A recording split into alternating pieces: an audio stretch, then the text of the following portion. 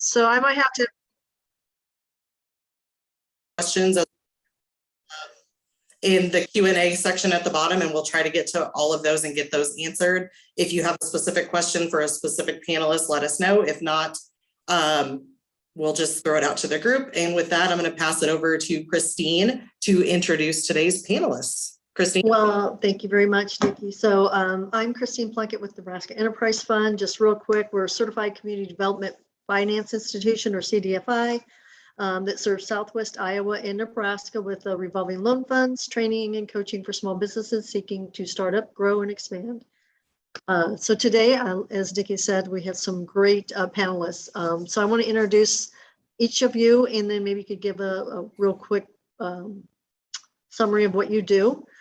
So let's start with Nathan. Nathan Preheim is with Proven Ventures. Nathan? Good morning. I am indeed from Proven Ventures. We are a new form of startup capital. We're really looking to invest in Midwest companies that want to start here, grow here, and stay here. Awesome, thank you. Next, let's introduce Sue Pitts with the Small Business Development Center. Hi, I'm Sue Pitts with the Small Business Development Center located in Council Bluffs.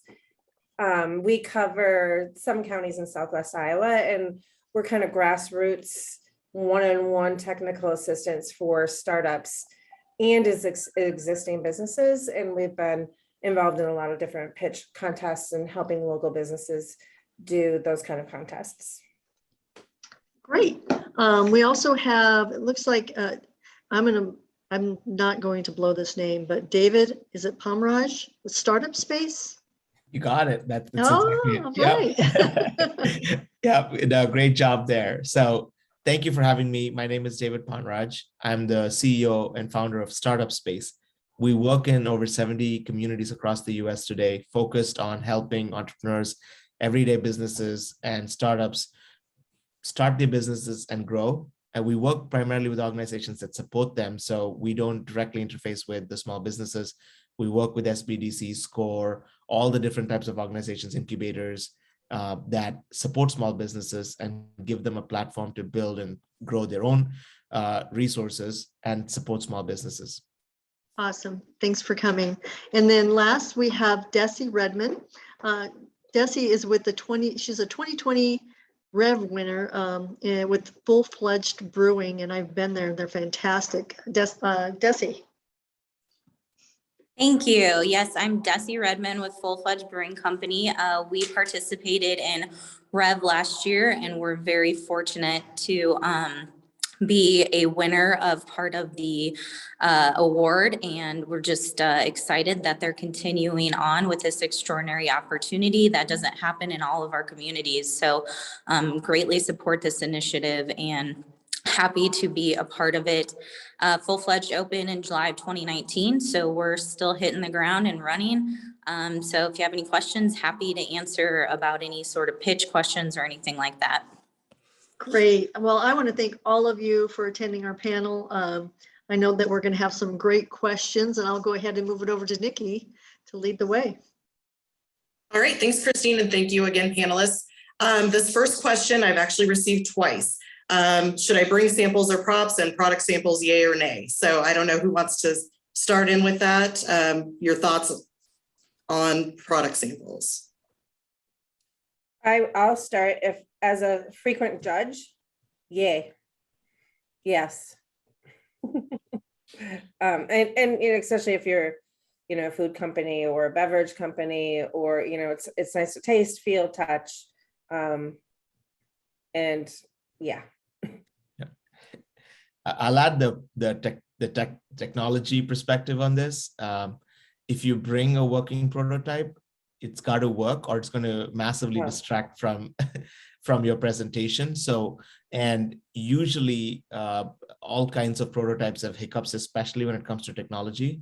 So what we suggest is to have like a demo platform or slides. They work just as well, like flowcharts with different screenshots. Yes, but visuals kind of help bring it to life. You just have to make sure that if something can fail, it's going to fail.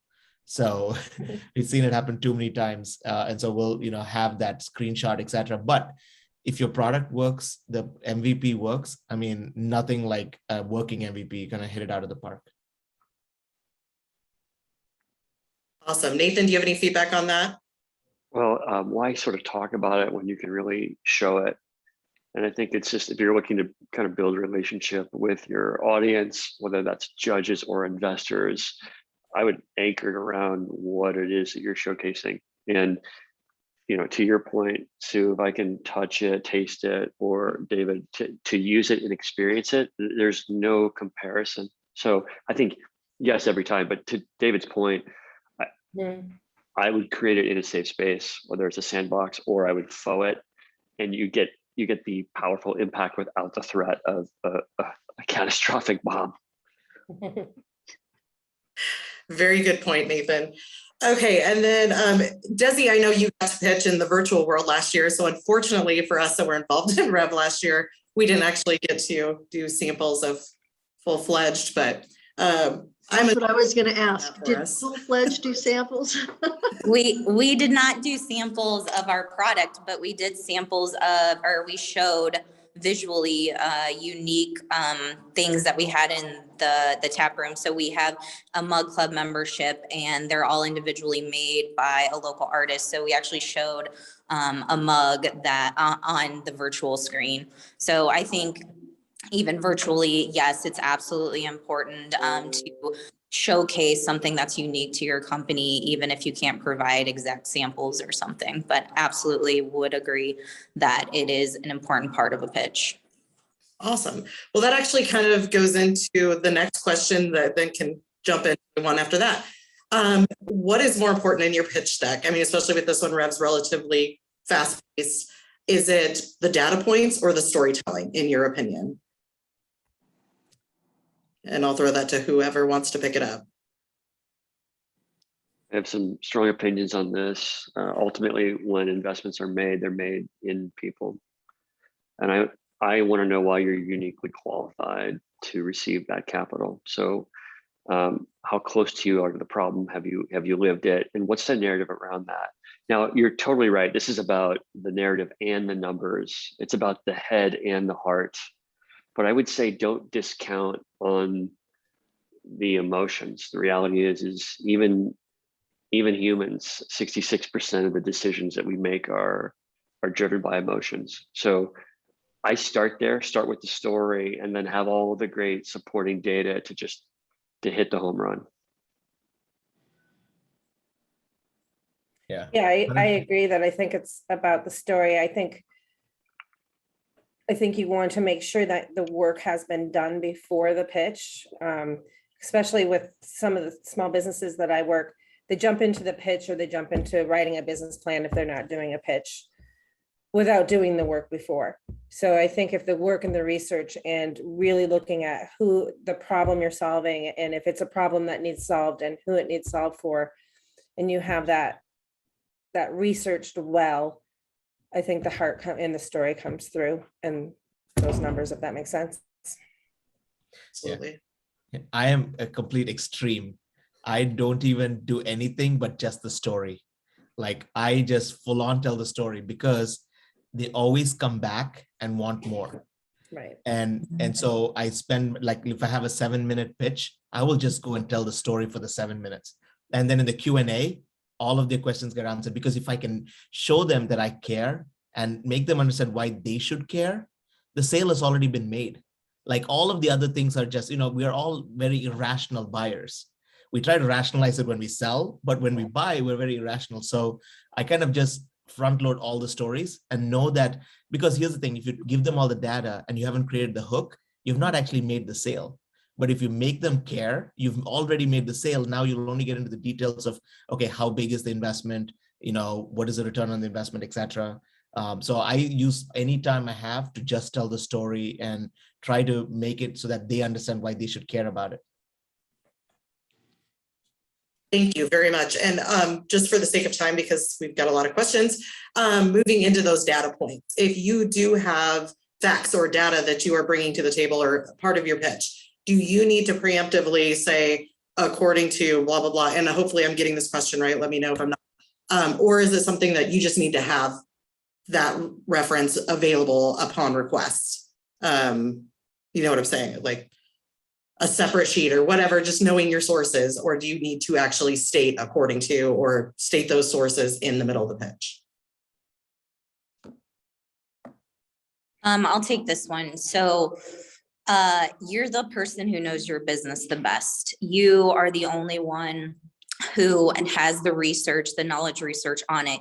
So it should, I think, be in your head to answer those questions immediately. Now, obviously you're on the spot, so any sort of summary graphic that maybe you can refer to, but again, you're the person who knows your business, so you should be able to answer those questions during the pitch on the fly. Yeah, I was gonna say, kind of leave them for the question and answer. And like David had said, get that story out there. I had written down just kind of in preparation some thoughts, and keeping out of the weeds, leave out that minute technology in your pitch and do the story, but have that information in your head and know it well for questions and when investors come back. Thank you, Sue and Desi. Nathan, anything to add on that, or if not, I'll move on. I think I always play offense on this here. If I've got some data points that I know my audience is probably curious about, and even if they're data points that I'm not in love with, I lead it and I sort of get it out of the way, and I address it in a way that shows that I'm aware, I understand, and it may not be what I want, but here's how I'm going to sort of mitigate that. So to me, it's kind of anticipate what their questions might be, and then control the narrative by taking the first position on that, and almost like disarming it and not allowing them to sort of like have a gotcha moment there. It's like, oh, I know that blah, blah, blah. You just come off a lot more sort of polished and articulate, and you don't let them kind of catch you flat-footed that way. Right. Very, very good point. And then going to the pitch deck itself, if you are doing an actual pitch deck presentation, should you bring printouts of that to provide to the judges, especially in one like this, Rev, a local, smaller scale? What is your thoughts on that? For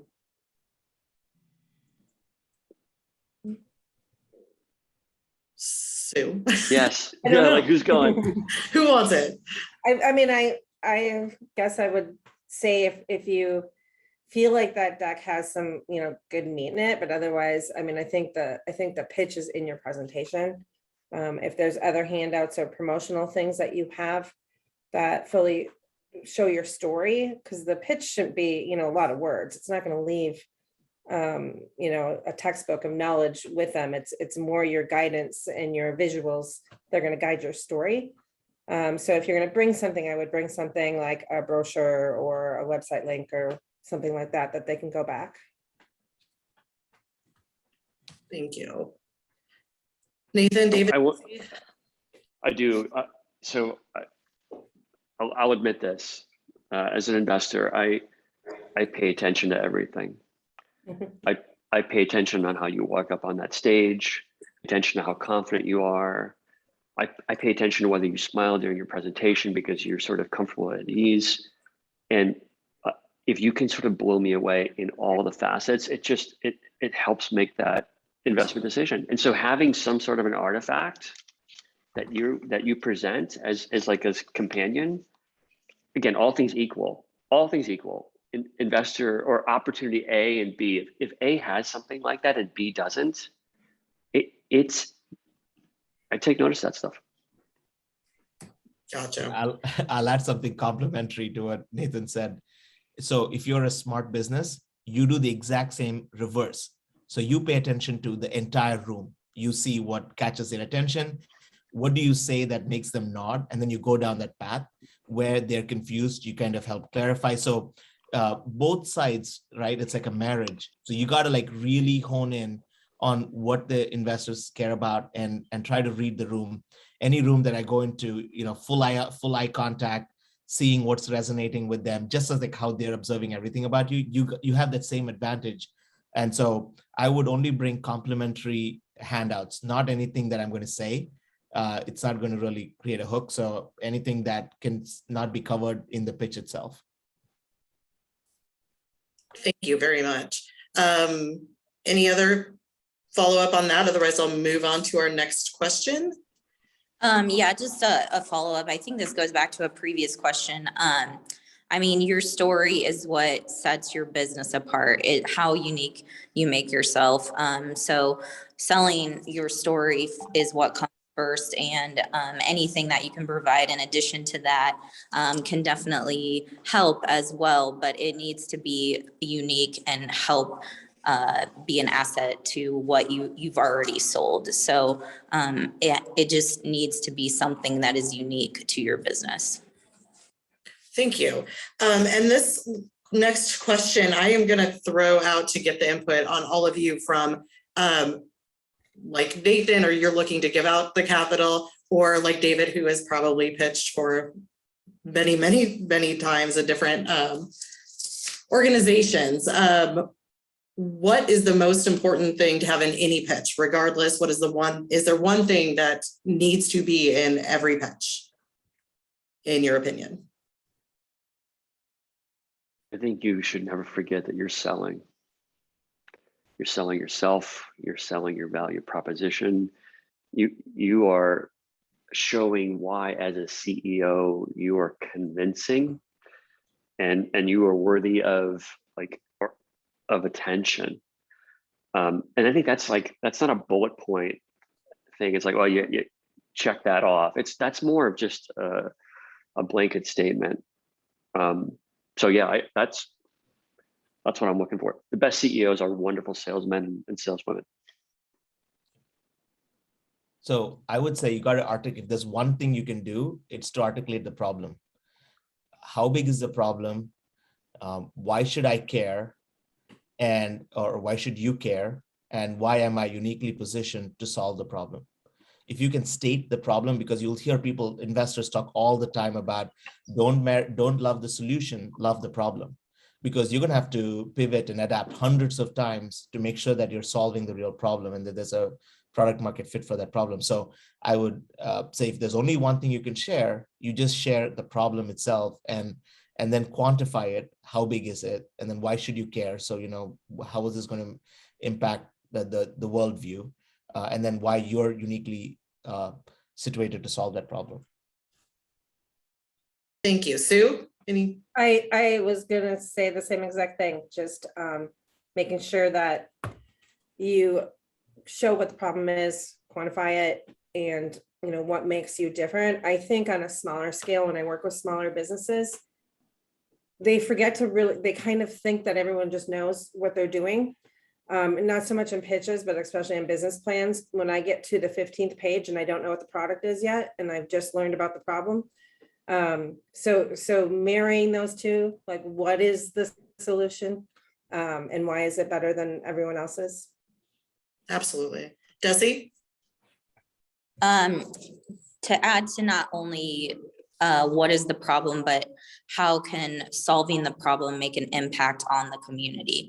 So what sort of thing are you going to provide when you solve this problem, and how are you going to help other businesses in the community also make an impact? I think this is a local competition, so not only do you need to think a big picture, but you also need to think of, other businesses and how whatever you're doing can help the local community. Absolutely. And Desi brings up a great point is, Rev is awesome, but on the grand scale of it all, we're kind of at this 30,000 foot view of pitches in general. But I know many of our attendees are going to be pitching at Rev next week. And that is definitely a, micro kind of fund available in prize money. And so again, community is very important, I think. And I think, there was a question on what Full Fledged did, what you focused on during yours last year, Desi. And if there's one thing, just as being a witness to that and just kind of watching it, being a fly on the wall, is they did have a big focus on community and their impact on our community in Southwest Iowa and the region. But Desi, if you have anything to add on that, what you guys kind of focused on for Full Fledged last year? Yeah, what we focused on was bringing a product into the community that wasn't currently there. It was bringing a packaged product to a local packaged product to grocery stores, to other businesses, to local bars, to local restaurants. So and with the guidance of Sue, we met with her prior to our pitch, and she actually really drilled this into our head, is what sort of impact are you making on the community? Yeah, I think for Rev, it's a question. I mean, it's part of, that's what they want to hear.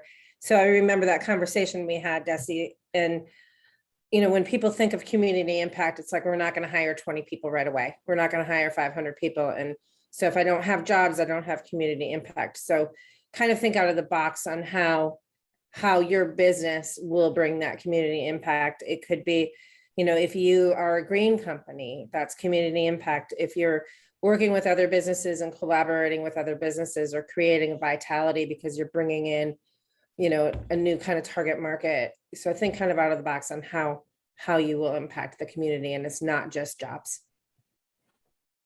Yeah, sometimes it can be as simple as livability, that you're bringing to your community. It's, a service to the community that your residents will want to use, or something that's missing. Nathan, I kind of interrupted you. Go ahead. I'm sorry, I interrupted you, Nikki. I was fortunate to be on the Rev Judge panel a couple years ago. And my tip is know your audience, because when we were backstage making the decision, there was another judge, and he or she, we had a vastly different approach on how we wanted to allocate dollars. Vastly different. And it took us a long time to kind of work through it.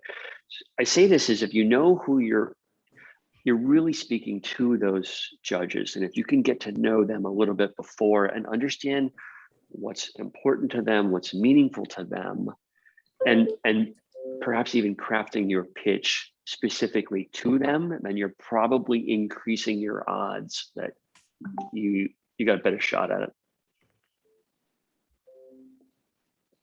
Thank you, Nathan.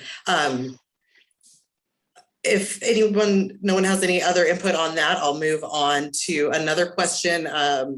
In a pitch deck, not necessarily even in the pitch, what are the must-haves, the things that, regardless of what your business is, like any input I'm going to say that you guys could provide, like how many pages should they have, or excuse me, slides should they have? What are the three things, the must-haves in your opinion of any pitch deck? And I'll throw it out to whoever wants to take it. Again, what the problem is, what it solves, who it serves, and what makes it better. And putting in kind of the business model and how you're making money, if it's not obvious, but also leaving out a bunch of technology and a bunch of numbers. You don't want a big Excel spreadsheet that no one can read, and it would take you a half hour to go through. But just those high points. Awesome. Only thing I would add is it's use of funds. So how are you going to deploy that capital?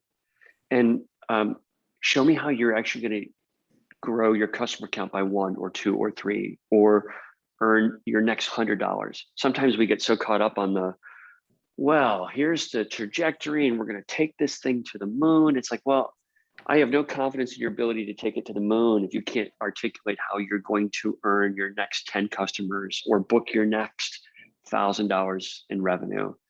So give me some confidence that you know exactly how you're going to spend those dollars, and how you're going to ideally take $1 and convert that into 2 or whatever it is. Absolutely. And also for Rev, I think it's important for those judges to ask, because it's not a lot of money, but as a judge, if I was a judge, I'd want it to be impactful. I don't want to give you $500 and it's going to go nowhere and help with nothing. So really explaining the ask and what you would use that, how is that 5,000 that you might win going to impact you to get to the next point? So I think that's important especially in this situation when it's not $1 million. Well, it's important then too, but because we don't want to give $1,000 and not have it, just giving you $1,000 and it's sitting there until you get another $1 million. Right. David? Yeah, one rookie mistake that first time small businesses, startup founders make is they state the problem, whatever problem they come up with, without any voice of the customer. And voice of the customer, you can have at every stage. Like at every stage of the thing, if you're a second time, third time founder, the moment you know there is a problem, you will go and talk to as many people as possible. That's like the single best thing you can do to make sure that you are going to have a product market fit. So, and people leave that out of the pitch deck. They leave out who they spoke with and why it's big. So for example, let's say you're building a healthcare app.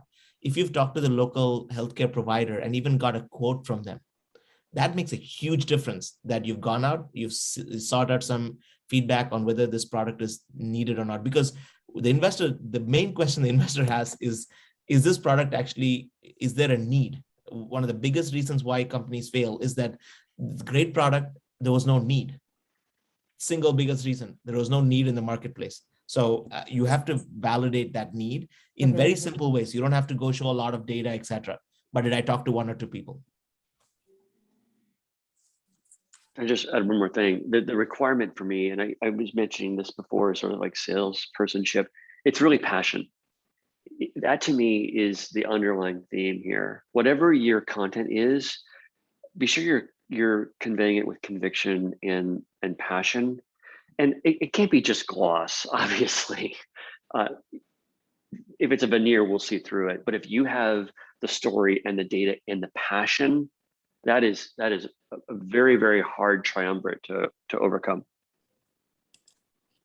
Absolutely. Desi?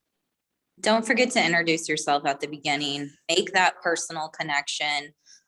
Make that and lead that into your story. Again, your story sells yourself and what is unique about your business, but put that instant flash in their head like, hey, I'm Desi Redmond. This is Full-Fledged Brewing Company. Here's our story. Like, introduce yourself at the very beginning. Don't spend a ton of time on it because you have a lot of other information to go through, but make sure they know who you are. And I just put up there, and I don't know if you're going to mention this, but if anyone wants me to do a run through with them on their pitch before Tuesday, I can certainly do that. And I do have a really simple pitch deck sample that basically kind of goes through everything we just said, just those basic things. You don't want to use it verbatim because then you have no story and no emotion and no passion, but it helps just remember those points that you need to go through. So if you need that, I put my email up in the comments. Absolutely. And we'll leave a couple of minutes also for some closing thoughts and contact information, et cetera. One more question. What mistakes have you seen pitchers make? And I'll throw that out to anyone who wants to answer it. And I know we've kind of organically gone over it a little bit, but. I think not doing the work beforehand, having an idea and not going and talking to those customers to prove that there was a need for it. Leaving space for a lot of questions would be one thing, just kind of going up there and being passionate about it, but just kind of thinking in your head is I have a product or I have an idea, but not doing the research to really find out if it's viable. Absolutely. Nathan, David, Desi? I would say not anticipating the questions.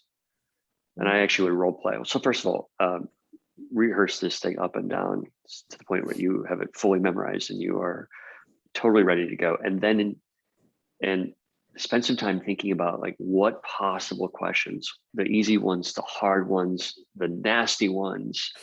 And I'm a big believer in almost like pre-writing the FAQ. So you appear like prepared and, oh yeah, I thought through that one. That's a really good one. Here's my answer on that. This is as much about saying what you want to say and then being ready to respond to what they are curious about. And yeah, I would spend a lot of time on that. Absolutely. Good point. David? I'll say something. I don't know how to do this, but I see the people who've done it really well. and the people who don't do it well, but I don't know how to do this. But, being authentic and being likable. We like to do business with the people we like. That's just human nature. So being a little bit authentic and vulnerable is actually a really good strategy. Think about how we watch movies. There is a hero that gets hurt, and then there is a redemption. That story is literally every story ever made, right? Vulnerability is part of presentation. The people with hubris, they have great decks, great numbers, great flow, very quick on their feet. But I'm like, do I really want to work with this person? I don't think so. So a little bit of humility and authenticity, I think, go a long way. And you don't have to just put that on for the presentation. You kind of have to live our lives that way. But you need to be cognizant that people want to like you and they want to do business with you. And that's just reality. But I don't know how to make somebody do that. I just see the ones that always win have that genuine component to them. Versus the ones that have the perfect numbers, and you're like, this person's going to, be on an IPO someday, but they never win the competition.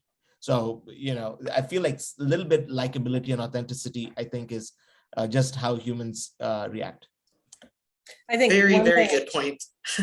one thing that I would add, and it just kind of came to mind when both Nathan and David were talking, some of the worst pitches I have seen, either in Rev or other places, are when you have kind of defensiveness in the questions. And I think being unexperienced and being so passionate with your business, and when you get those hard questions, do not be defensive. Answer them and acknowledge that, yes, that's an objective, but this is how we anticipate that. That's a very good point, Sue, because it's your passion. So with passion comes, that defensiveness, and, definitely look at it as business is business. And unfortunately, so you bring up very good points. Desi, anything to add? I'm no means a pitch expert, nor have I witnessed several. I just know from our experience is one thing that I think would have been a major mistake for us is not being prepared. Absolutely. With that, if anyone has any other questions, feel free to throw those last minute questions in the chat or the Q&A. Our panel, you guys have been incredible and answered a lot of questions, and hopefully put some minds at ease for next Tuesday or whatever their future holds. But we definitely want to get everybody within 45 minutes, and also want to give you all a chance for any closing thoughts, shameless plugs, anything you guys have going on, which with that, I'm going to do the same. I've already put my email in if you have any questions, concerns, or just want to reach out to me. And then also the link for the Rev Expo. The pitches are private, closed door. However, there will be a post pitch networking event that takes place from 5 to 7 approximately. We have a TEDx keynote, Bill Ekstrom, excuse me. And then we'll be featuring the beers from Full Fledged. We have a signature drink from a local, one of our also sponsors, Modern Matriarch. And then, yeah, it's just going to be a lot of fun, and the tickets are relatively on the cheap. So get on Rev or tsbank.com/Rev Expo and come join us Tuesday night. And then we'll be back to our normal meetups in November, I guess.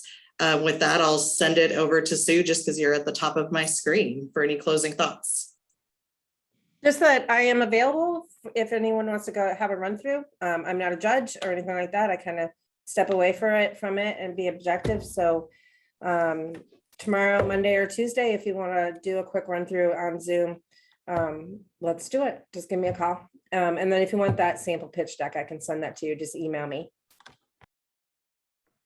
That sounds great. Nathan, you're next up. Hey, congrats. Pitching is awesome. And if you ever have a chance to pitch, it means you're doing a lot of things right. It is, I think, the real first test as a CEO. And if you enjoy it, fantastic. If you don't enjoy it, then being a CEO might not be for you. Pitching is, it's a point of vulnerability where you're in front of an audience and you have to be able to articulate with conviction and passion. And not everybody was made for it. And if it's something that you don't enjoy and aren't good at, then maybe the CEO role isn't for you, but there are perhaps other roles in an organization that you're better suited for. My final thoughts is relish the moment. And as you walk up onto that stage, take a couple deep breaths, smile, relax, and really enjoy the moment. And looking forward to seeing hopefully all of you on Tuesday. Awesome. Thank you, Nathan. David? Yeah, thank you for having me, and congratulations and best wishes. I'll give you one small secret that somebody told me one day. When you are presenting, everybody in the audience is actually rooting for you to succeed. If you think about that, it'll change the way you present. Nobody wants you to fail. They actually, even if you stumble, they're actually urging you on to do well. So, go break a leg. Thank you very much. That's great. Great advice. And Desi, anything going on at Full Fledged? Yes, of course, we always have tons of fun stuff, but first I just want to give a big shout out to TS Bank and Advanced Southwest and Sue Small Business. Really, I've lived in a lot of different communities, and this sort of unique opportunity does not come along very often. So a huge thank you to you guys, and just making this happen. Really could not be more excited that you're continuing this on. So thank you so much. My last piece of advice would be utilize the resources that Rev gives you. Sue is there. You can meet with other people that are part of the Rev participationship. Like, there are resources for you. Use them if you can. We met with everyone one-on-one before we did our pitch. We ran through with Sue twice before we did our pitch, and then multiple times just Marshall and I. So utilize those resources, be prepared. Come see us on Saturday for live music and a great fall beer. We just rolled out a couple new ones. So cheers, y'all. Awesome. Thank you, Desi. And real quick, before I send it back to my co-host Christine for her closing thoughts and anything she has going on, have one last question that I'm going to throw out. But first, I want to thank Sue. The SBDC is at Iowa Western Community College, but Iowa Western, Proven Ventures, and Startup Space are all sponsors for Rev, as is our partner, Nebraska Enterprise Fund. We have some awesome sponsors, and all the prize money, the whole $15,000, is all sponsor money. So without our awesome sponsors at every level, like, this wouldn't happen. So throwing that out to everybody right now. Thank you for supporting Rev for the first year back live in person. And with that, my one last, and then I'll quit talking. Would it be best to leave out financials and numbers on the PowerPoint? Anybody have a real quick response on that? If you have great numbers, share it. If it's complicated, leave it out, because you're going to stumble. Thank you. Any other? Yeah, I would say if it's complicated and long and you can't read it, try to simplify it. But also, if there's sales there, or if you have definite ways to show that you're going to grow, show that. Awesome. Thank you guys for your feedback. Like I said, we always try to give you some time back in your day, but I'm going to send it over to the amazing Christine with the Nebraska Enterprise Fund for any closing thoughts. And thank you all for attending. And again, panelists, you guys are awesome, and your information has been amazing. Christine? Can you hear me? Okay, yep, thank you to our panelists. I am so excited. This is going to be my first live pitch event that I'm going to get to attend. So congratulations to those who are getting the opportunity to pitch. Another thing that I want to bring up, just a few plugs for NEF, is we do, and SBDC and Advanced Southwest Iowa NICI. So we do partner with SBDC once a month, and we put together small business essentials workshops. So look for those to come out. And I partner with NICI once a month. We have these fantastic 45-minute moguls, although we won't be presenting in November, December. That's correct, right? We'll kick them back off in January. And then tomorrow, Nebraska Enterprise Fund is having one of their annual conferences, which is from Startup to Success. It brings together 3 panels of entrepreneurs. They represent like 0 to 5 years, 5 to 10 years, and then 10 years on to 20 years. So you can come, they're going to speak, you can ask questions if you're in the various stages of your business. And then we'll have a really good keynote speaker, Dr. Martin Williams, author of Wealth Builder, business owner, will be speaking at that event. So that's tomorrow from 9 a.m. To 3 p.m. And you need information on that, I'll put my email out there and you can reach out. I can tell you how to attend. Absolutely. And that said, if you want to connect with any of our panelists or any of the previous panelists, you can always reach out to Christine or myself, and we will definitely connect you. Or you can find Desi at Full Fledged over by the MAC here in CB. It's awesome. Check it out. Big, clean, just a fun place to be. Christine, do we have anything else? Or I think that's it. Well, just thank everybody for attending, and we'll see most of you guys next week. Or no, it's on Absolutely. the See you 19th. Yeah, Tuesday. next week. All right. Thank you thanks. all and have a great rest of your Thursday. Bye now. Bye-bye.